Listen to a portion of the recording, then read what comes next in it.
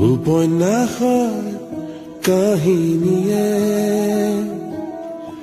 জিয়া প্ৰেমৰ ছবি আঁকে। নমস্কাৰ প্ৰিয় শ্ৰোতাসকল, মই জনাৰ্দন শইকীয়া কাহিনী শুনাওঁ। ধাৰাবাহিক উপন্যাস পাঠ অনুষ্ঠানত পাঠ কৰি আছোঁ ৰজনীকান্ত বৰদলৈৰ এখন বুৰঞ্জীমূলক উপন্যাস মনোমতী। এয়া 23 নং খণ্ড, হাদিৰা চকীৰ ৰণ। আজি মাঘ মাহৰ পঞ্চমী তিথি। ৰাতিপুৱাইছে মাথোন। সূৰুজ দেৱতাই পূবৰ ফালৰ পৰা তলবলীয়া হৈ একুৰা জুইৰ দৰে ৰঙা হৈ ওলাইছে। আকাশ নিৰ্মল, ক'তো এফেৰিও মেঘৰ চিন নাই। কেৱল সূৰুজ দেৱতাৰ দুয়োকাষে পূবৰ ফালে দুচটা ৰঙা মেঘে ৰেঙাইছিল। সেই ৰঙা মেঘৰ ছাঁ আৰু সূৰুজ দেৱতাৰ ৰশ্মিয়ে ব্ৰহ্মপুত্ৰ নৈৰ পানীত পৰি নৈৰ পানীকো হেঙুলীয়া কৰিছিল। ব্ৰহ্মপুত্ৰৰ পানী থিৰ, নিজৰ গতিক বিৰোধ কৰিব পৰা সমান বলিসত্ত্ব নাপাই যেন আজি ব্ৰহ্মপুত্ৰ বাবাই থিৰ নিতাল আৰু গম্ভীৰ ভাৱেৰে তেওঁৰ সকাম সাধি যাবলগীয়া ঠাইলৈ গৈ আছিল।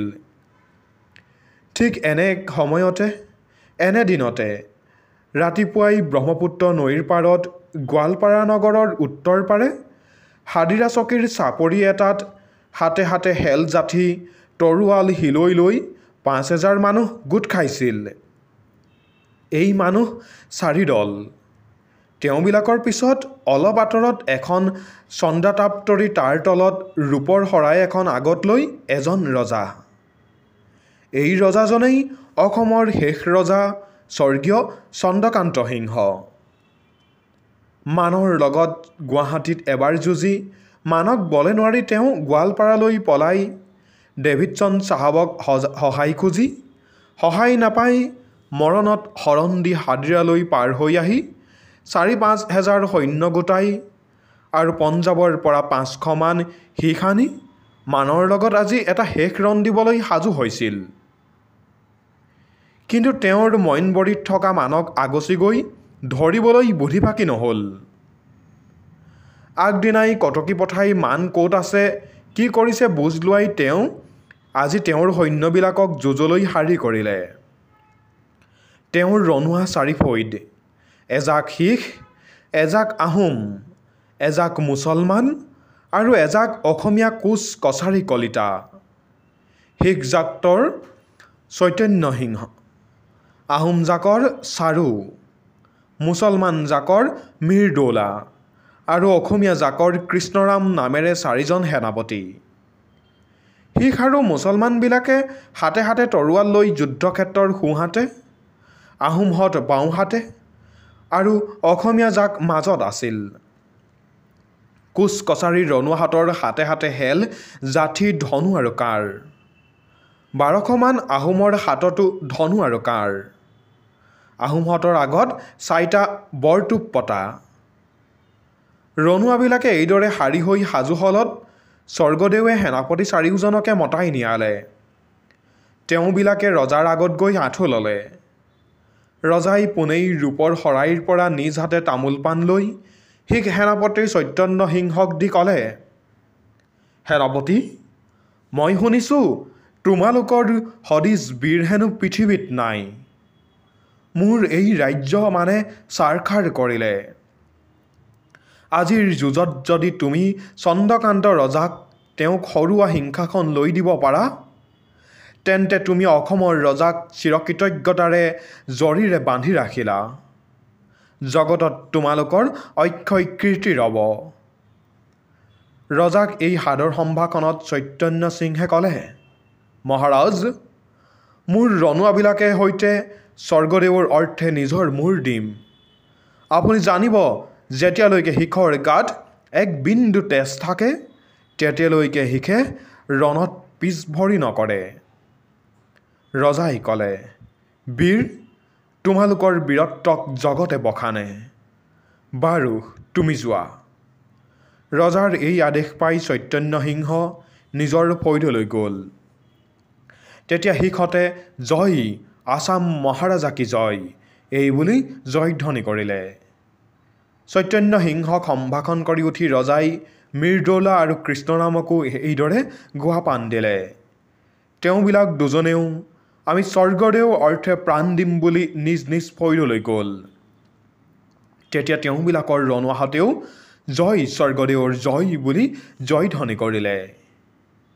এই তিনিজন সেনাপতিক গুহাপান দি ৰজাই চাৰুক মতাই নি ক'লে, ভাই চাৰু, চাচোন মানে আমাক কি কৰিবলৈ এৰা নাই। আমাক ৰাজ্যৰ পৰা খেদিলে, আমাৰ ৰাজ্য ছাৰখাৰ কৰিলে, আমাৰ ল'ৰা তিৰোতা মাৰিলে। আজি যেন মানুহক ইয়াৰ উচিত প্ৰতিফল দিব পাৰোঁ। আজি যেন মানৰ হাতৰ পৰা অসমৰ হিংসাখন কাঢ়ি লোৱা। আজি যেন আহোমৰ নাম ৰয়। চাৰুৱে ক'লে, স্বৰ্গদেউ, আজিৰ যুঁজত মৰিমেই বা মাৰিমেই। হয় আজিয়েই আমাৰ ৰাজ্য ওলটাই কাঢ়ি ল'ম, নহয় আজিৰ পৰাই আমাৰ আহোমৰ নাম নুমাও। এইদৰে কৈ তেওঁ ফৈদৰ ভিতৰলৈ আহিল। ইয়াৰ পিছতেই আহোমহঁতে ধনঞ্জয় ঢোল কোবাবলৈ ধৰিলে। এইদৰে ধনঞ্জয় ঢোল কোবোৱা ফলত ৰজাৰ ওচৰৰ পৰা এজন বিখ্যাত ভাৱৰীয়া উঠি গৈ আহোম আৰু অসমীয়া সৈন্যক উৎসাহ দি গালে। উঠা বীৰ হব উঠা কাচি পাৰি, সমুখ ৰণত হোৱা শাৰী শাৰী। লোৱা অস্ত্ৰ তুলি যাৰ ভাগে যেনে, বধাহে মানক আজিৰ ৰণে। তোমাৰ দেশক নিলে মানে কাহি, তোমাৰ ভেটিত গজালে দুবৰি। তোমাৰ ৰজাক পেলালে খেদি, লাগেলে আৰু বিলাই বিগতি। তোমাৰ কিনো নকৰিলে মানে, তোমাৰ শিশুক ব্ৰধিলে প্ৰাণে। তোমাৰ ভাইক পেলালে কাটি, তোমাৰ তিৰিৰ মাৰিলে জাতি। বীৰ যদি হোৱা তোমালোক সকলোৱে, লোৱা অস্ত্ৰ তুলি যাৰ ভাগে যেনে। কৰাহে সৈত দেৱতালৈ চাই, কাটিম মানক আজিৰ ৰণে। বধিম মানক সমোলঞ্চে আজি, নথওঁ নথওঁ নথওঁ মান। ঠুকুচি কাটিম মান, তেৱেহে জোৰাম তাপিত প্ৰাণ। ৰাক্ষস পিশাচ প্ৰাখণ্ডমান, কাটিম কাটিম কৰি খান খান। গুচাম দেশৰ বৈৰী, ৰাখিম কিৰীতি জগত জুৰি। জয় অসমীয়াৰ জয়, জয় স্বৰ্গদেউৰ জয়। ভাৱৰীয়াজনে এইদৰে উচ্চাসপদ গোৱা ফলত সৈন্যবিলাকে একেমুখে জয় অসমীয়াৰ জয়, জয় স্বৰ্গদেউৰ জয়, এইদৰে জয়ধ্বনি কৰি সাজি কাচি ৰ'ল। বেলি অলপ অলপ কৰি লাহ দিলে। চন্দ্ৰকান্ত ৰজাৰ ৰণুৱাহঁতে সাজি কাচি ৰৈ আছে। এনেতে পূবফালৰ পৰা মূৰত ৰঙা আৰু হালধীয়া কাপোৰ মেৰাই অসংখ্য মান হাদিৰাৰ ফালে আহিবলৈ ধৰিলে। মানহঁতক অহা দেখি স্বৰ্গদেউৰ ৰণুৱাবিলাকো হাতে হাতে অস্ত্ৰ লৈ যুঁজৰ নিমিত্তে সাজু হ'ল। মানহঁতেও হাদিৰালৈ আহি সন্মুখতে অসমীয়া ৰণুৱা দেখি যুঁজৰ শাৰী পাতিলে আৰু কিৰিলি মাৰি বাৰিষাৰ বৰষুণৰ দৰে অজস্ৰ কাঁড় মাৰিবলৈ ধৰিলে। অসমীয়া সৈন্যইও জয় স্বৰ্গদেউৰ জয় এই বুলি জয়ধ্বনি কৰি কাঁড় মাৰিলে। চাই থাকোঁতেই মানেৰে আৰু অসমীয়াৰে তুমুল যুঁজ লাগিল। চন্দ্ৰকান্ত সিংহ স্বৰ্গদেৱে দুয়ো সৈন্যৰ যুঁজ লাগোঁতেই নিজকে আপদৰ পৰা আঁতৰত ৰাখিবলৈ মন কৰি ততাতৈয়াকে তেওঁৰ চৰা নাৱত উঠিলগৈ আৰু নাও অলপ ভটিয়াই দি দূৰৈৰ পৰা যুঁজৰ শেষ ফললৈ বাট চাই ৰ'ল। ইফালে দুয়ো সৈন্যৰ ঘূৰ যুঁজ চলিল। চাৰু সেনাপতিৰ আহোমবিলাকে একে একে দুটা বৰটোপ মাৰিলে। তাতে প্ৰায় ১,১২০০ ৰণুৱা পৰিল। মানৰ শৰত অসমীয়াৰো ১,১২০০ ৰণুৱা পৰিল। অসমীয়া ৰণুৱাই বৰটোপ মৰা দেখি মানহঁতে মনতে ভয় পাই আঁতৰৰ পৰা যুঁজ কৰি অসমীয়াক বলে নোৱাৰিব বুলি জানি সকলোৱে একেমত হৈ হাতত মুকলি তৰোৱাল লৈ খেদি আহি অসমীয়া ৰণুৱাৰ ওপৰত পৰিল। মানৰ সৈন্য ১৫-১৬ হেজাৰ, অসমীয়াৰ মুঠেই ৪,০০০। এদণ্ডমান বেলি দুয়ো দলৰে ঘূৰ হতাহতি ৰণ হ'ল। অৱশেষত মানৰ সৰসৈন্যৰ আগত অসমীয়া সৈন্য ৰব নোৱাৰাত পৰিল। অসমীয়া সৈন্য অলপ চিৰিলি বিৰিলি হ'বলৈ ধৰিলে। মানহঁতে ইয়াকে দেখি উলাহ মনে কিৰিলি মাৰি আকৌ ঘূৰ হতাহতি ৰণ কৰিলে। সেইবাৰৰ ৰণত আহোম সেনাপতি চাৰু পৰিল। চাৰুক পৰা দেখি আহোমবিলাক পলাবলৈ ধৰিলে। আহোমক পলোৱা দেখি কৃষ্ণৰামৰ ৰণোৱাহঁতেও পলাবৰ অভিপ্ৰায় কৰিলে। ইয়াকে দেখি কৃষ্ণৰামে ক'লে, বীৰসৱ, তোমালোক যদি পলোৱা তোমালোকৰ জীৱনক ধিক। মানে তোমাৰি কিনো নকৰিলে ভাবি চোৱা, পলাবৰ সকাম নাই। পলাই তিৰোতাৰ দৰে মৰাতকৈ ৰণত মৰি বৈকুণ্ঠী হোৱা ভাল। যাৰ সাহ আছে সি যেন পিছ নোহোহক। চা, মই মৰিবলৈ ভয় নকৰোঁ। এই বুলিয়েই কৃষ্ণৰাম আকৌ ঘূৰ ৰণত সোমাল। তেওঁৰ তেজোময় বাক্যত উৎসাহিত হৈ আকৌ গোটেইবিলাক ৰণুৱাই যুঁজৰ মুখে উলটিল। ইফালে মীৰদৌলা আৰু চৈতন্য সিংহৰ ফৈদত অপূৰ্ব যুঁজ চলিল।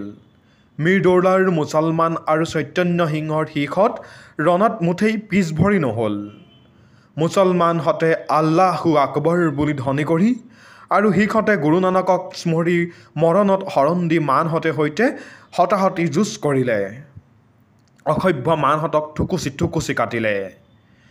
কৃষ্ণৰামেও চৈতন্য সিংহ আৰু মীৰদৌলাৰ লগত লগ লাগি উলাহ মনেৰে মানক কাটিলে। এইদৰে চাৰিদাৰ সময় তুমুল যুঁজ হ'ল। কিন্তু অসমীয়াৰ সৈন্যৰ সংখ্যা মানৰ সংখ্যাৰ লগত নিচেই কম। মানক পিছ হুকাব নোৱাৰিলে। মানৰ সৈন্যৰ অস্ত্ৰৰ মুখত অসমীয়া সৈন্যৰ সংখ্যা ক্ৰমি যাবলৈ ধৰিলে। অৱশেষত 200 মান মুছলমান, 300 মান শিখ, 500 মান কোচ আৰু কছাৰীৰ বাজে অসমীয়াৰ সৈন্য নোহোৱাত পৰিল। মানহঁতে ইয়াকে দেখি কিৰিলি মাৰি আকৌ যুঁজ আৰম্ভ কৰিলে। সেইবাৰৰ যুঁজত মুছলমানৰ সেনাপতি মীৰদৌলা পৰিল। মুছলমানহঁতে তেওঁবিলাকৰ সেনাপতি পৰাটো যুঁজ নেৰিলে। চৈতন্য সিংহ যুঁজি থাকোঁতে এবাৰ কৃষ্ণৰামক লগ পাই ক'লে, ভাই, তেওঁবিলাক দুজনতো গ'লেই। আহা, আমিও অসমীয়া ৰজাৰ অৰ্থে প্ৰাণ উৎসৰ্গা কৰোঁ। কৃষ্ণৰামে ক'লে, এৰা বীৰ, ৰজাৰ হকে আমাৰ যুঁজি মৰাই ভাল। এই বুলি দুয়ো বীৰে ওচৰা ওচৰি কৰি হাতত তৰোৱাল লৈ যুঁজিলে।